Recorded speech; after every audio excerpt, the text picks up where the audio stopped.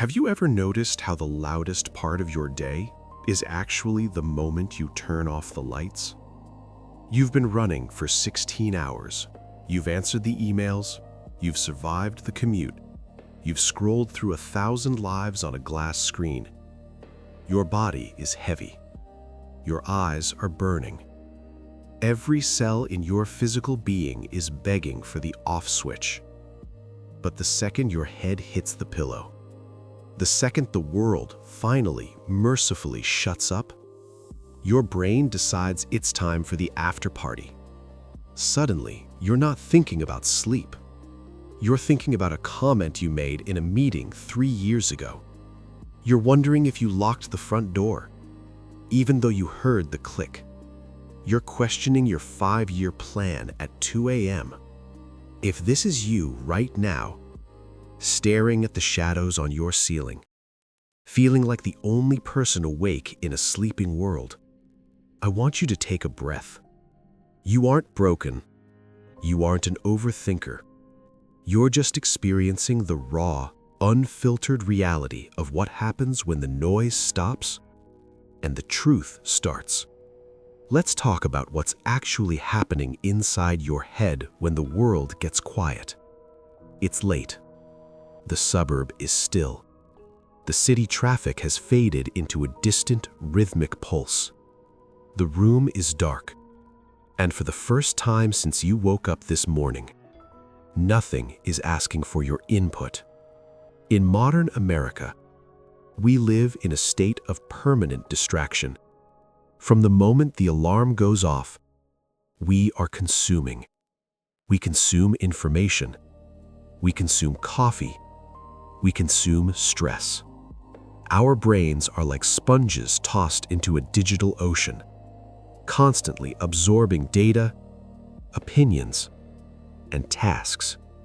But silence is a vacuum, and nature hates a vacuum. When you remove the screens, the podcasts, and the small talk, your mind rushes in to fill that empty space. It's not that these thoughts weren't there during the day. It's just that the world was too loud for you to hear them. Think of your mind like a crowded coffee shop. During the day, the music is playing, people are shouting orders, and the espresso machine is hissing. You can't hear the person whisper at the table in the corner. But at night, when the music stops and the customers leave, that whisper becomes the only thing you can hear. The thoughts that ask for your attention now, the worries about what if, and the replays of why did I, aren't intruders. They are the residents of your subconscious that have been waiting all day for a turn to speak. There is a biological reason why your mind refuses to follow your body into rest. Your nervous system is a masterpiece of evolution, but it hasn't quite updated its software for the 21st century. All day long, you are in high alert mode. Your brain is scanning for deadlines, which it perceives as threats, social friction, which it perceives as danger, and notifications, which it perceives as urgent. You spend your day in a state of survival light. When the lights go out, your body stops moving, but your nervous system is still vibrating. It's like a car engine that stays hot long after the key is pulled from the ignition. You can feel the heat radiating off it. Your brain starts scanning the silence, not because there is an emergency, but because it's looking for one. It's trying to make sure you're safe before it lets you lose consciousness. It asks, did I miss something today that might hurt me tomorrow? It asks, is that person still mad at me? Because if they are, that's a threat to my social standing. It asks, what is that sound in the hallway? This is the safety scan. It's your brain's way of being a loyal bodyguard. The problem is, your bodyguard doesn't know how to take a night shift off. It stays awake, pacing the floors of your mind, replaying conversations and checking locks, trying to ensure that when you finally close your eyes, you'll actually wake up. During the day, we are all actors. It's a survival mechanism. You put on your work face for the boss, your patient face for the kids, and your "I've got it all together" face for social media. We carry ourselves with a certain posture, a specific armor made of productivity and politeness. But the dark is an equalizer. Silence removes the noise, yes, but more importantly, it removes the mask. When you are lying there in the dark, there is no one to perform for. There's no ego to protect. And that is exactly why it feels so uncomfortable. The thoughts that step forward in the dark are the ones you've been pushing into the basement of your mind since 8 a.m. That nagging feeling that you aren't doing enough. That quiet grief you haven't had time to mourn. The imposter syndrome that follows you like a shadow. In the light, you can outrun these feelings. You can turn on the radio, grab a snack, or check your emails. You can do something to make the feeling go away. But in the stillness of the night, there is no doing, there is only being. Your mind begins to replay your life not to punish you, but because it finally feels safe enough to be honest. It's the only time the ego is quiet enough for the soul to speak. The replay isn't a glitch in your brain. It's a processing center. It's your mind trying to digest the complexity of being human in a world that asks us to be machines. Then come the what-ifs, the architects of nighttime anxiety. What if I'm on the wrong path? What if I never find what I'm looking for? What if the worst-case scenario actually happens? In the daylight, these questions seem irrational. You have logic on your side. You have the sun. But at 3 a.m., logic has no power. The imagination takes over, and it has a tendency to lean toward the Gothic.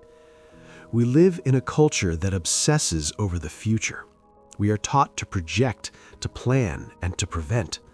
So when the world goes quiet, our brain uses that silence to build simulations. It creates 1,000 different futures, trying to solve problems that haven't even happened yet. If you find yourself caught in this loop, notice how your body reacts. Your heart rate might pick up, your breathing might get shallow. Your brain is reacting to a thought as if it were a reality. But here is the truth the night tries to hide. You cannot solve a daylight problem with a midnight mind.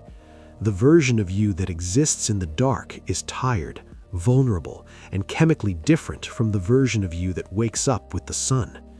You're trying to navigate a forest without a flashlight. The trees look like monsters, and the wind sounds like a scream. But they are just trees, and it is just wind. So how do we bridge the gap? How do we move from the alert phase to the rest phase? It starts by realizing that you don't have to follow every thought that enters your head. Think of your thoughts like cars passing by your house at night.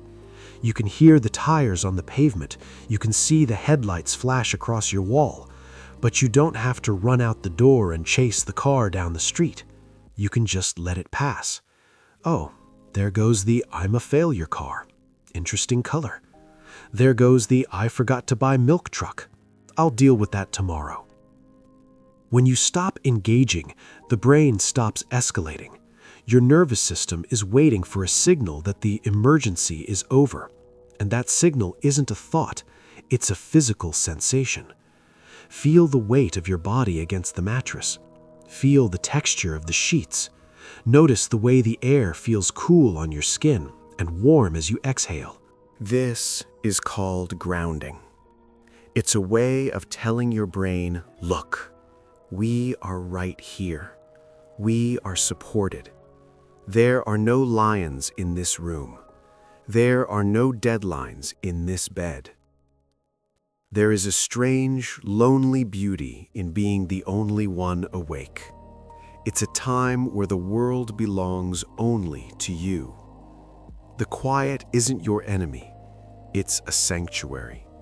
It's the only time in your entire 24-hour cycle where you are not a worker, a student, a parent, or a consumer.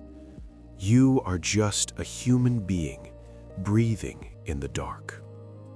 Your thoughts will eventually lose their sharp edges. Like a storm that has run out of rain, the clouds will begin to break. The mind cannot stay alert forever when the body insists on safety. Eventually, the what-ifs turn into what is. And what is that you are here. You are okay. You have survived every unsolvable midnight thought you've ever had. As the thoughts soften and the gaps between them grow wider, the quiet outside finally begins to feel like the quiet inside. It's not an empty silence, it's a full one, a peaceful one. The world is quiet. Your mind is finally learning to be quiet too. Not because it has all the answers, but because it finally realizes that tonight it doesn't need them. You are not alone in this moment.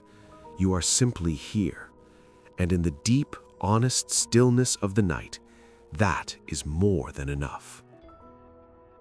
Sleep now. The world will be there when you wake up. Before you drift off, I want to ask you something. What is the one thought that always seems to find you in the dark? Is it a memory, a dream, or a question you can't answer? Share it in the comments below. Sometimes seeing our thoughts written down makes them feel a little less heavy. And if this video brought you a moment of peace tonight, consider subscribing to join our quiet corner of the internet.